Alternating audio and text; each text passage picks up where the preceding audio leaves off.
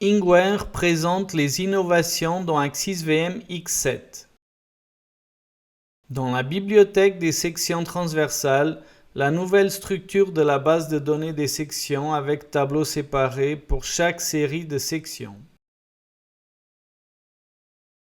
Définition paramétrée des sections en Z. Dans les trames structurelles, la grille d'axe peut éventuellement être affectée à un seul étage ou à tous les étages.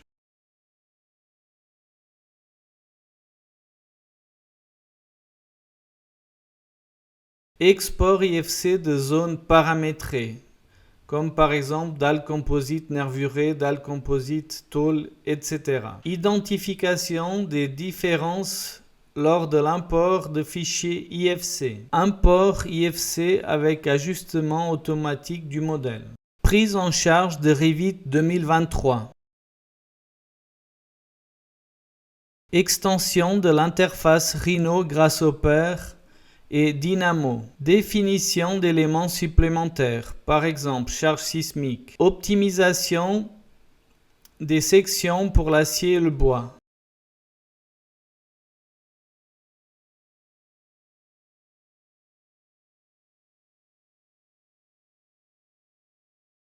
Définition du ressort pour les rotules de bord, élastique linéaire, non linéaire, etc.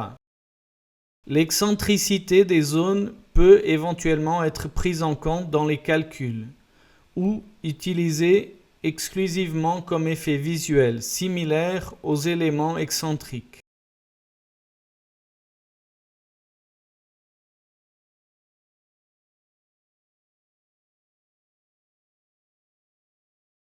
Nouveau type de cas de charge pour la définition automatique du poids propre.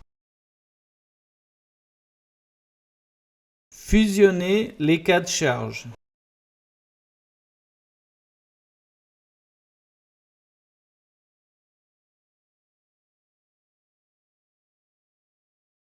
Coller dans le tableau des charges nodales à partir d'un tableau Excel, par exemple.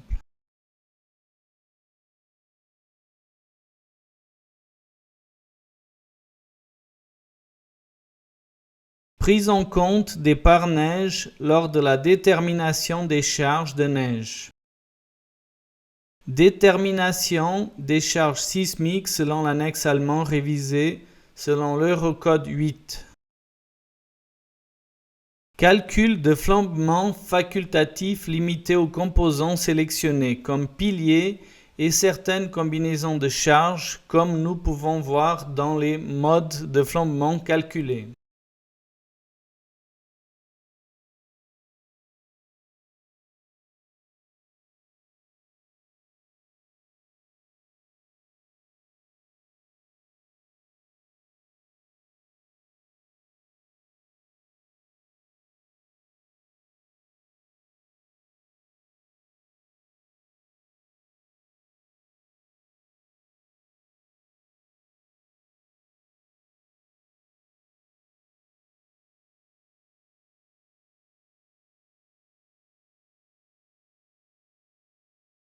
Couper les pics de force de cisaillement dans les dalles de plancher, au-dessus des colonnes analogues aux pics de couple.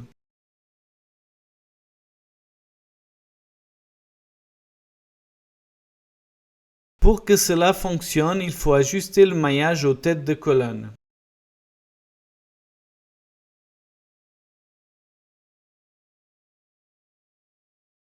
Montrer le centre de cisaillement en activant son affichage pour chaque étage. Tableau des centres de cisaillement des étages et aussi les paramètres de calcul non linéaires. Documentation nouvellement conçue des matériaux et des sections pour une meilleure lisibilité. Édition du rapport. Dimensionnement selon toutes les normes disponibles pour toutes les licences.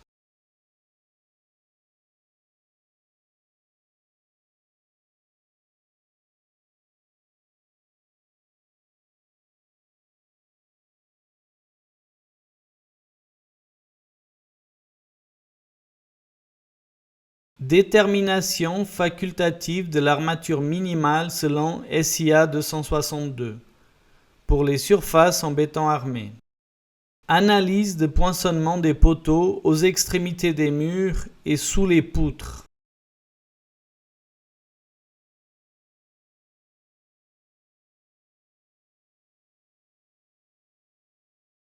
Vérification contre le soulèvement des fondations.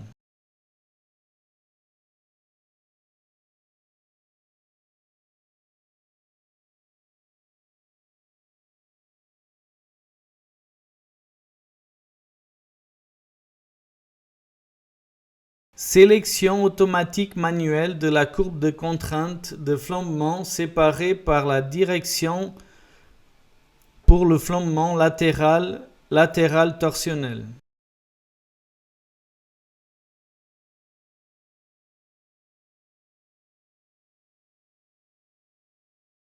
Nouveau type de connexion, y compris documentation détaillée des vérifications. Par exemple, connexion de poutre avec plaque de tête. Coin de cadre soudé.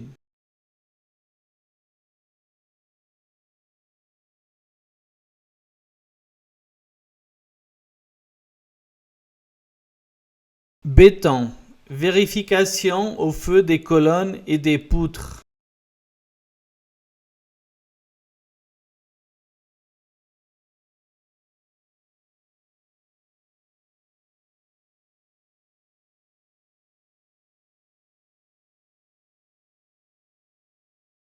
Et vérification au feu des surfaces.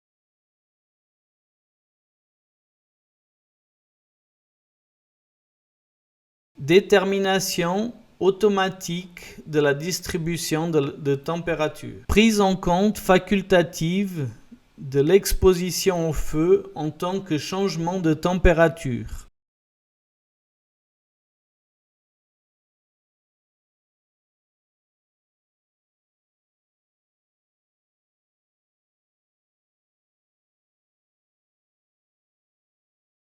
Dimensionnement feu des composants de surface et des nervures ou poutres.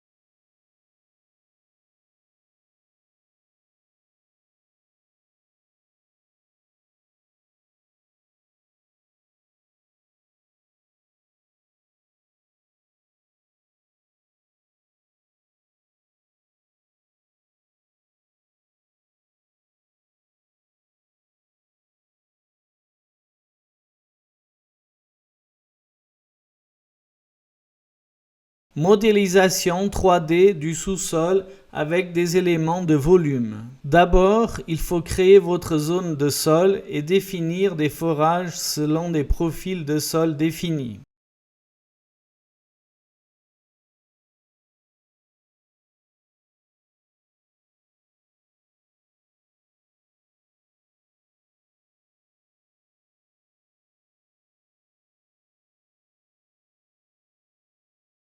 Placez les forages dans la zone de sol définie.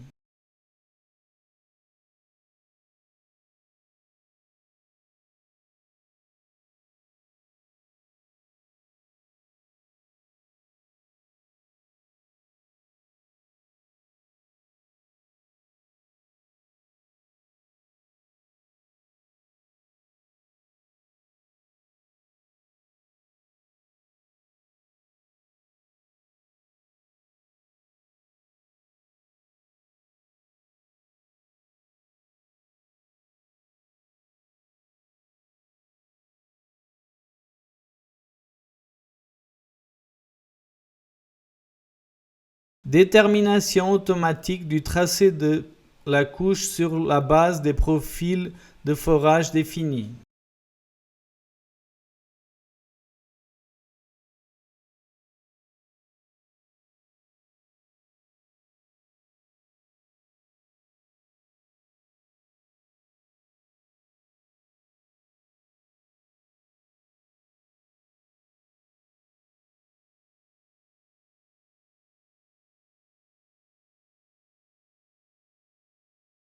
Modèle de sol élastique linéaire avec exclusion de tension entre le sol et les fondations. Calcul non linéaire. Calcul des contraintes et des formations dans le sol. Présentation des résultats en section.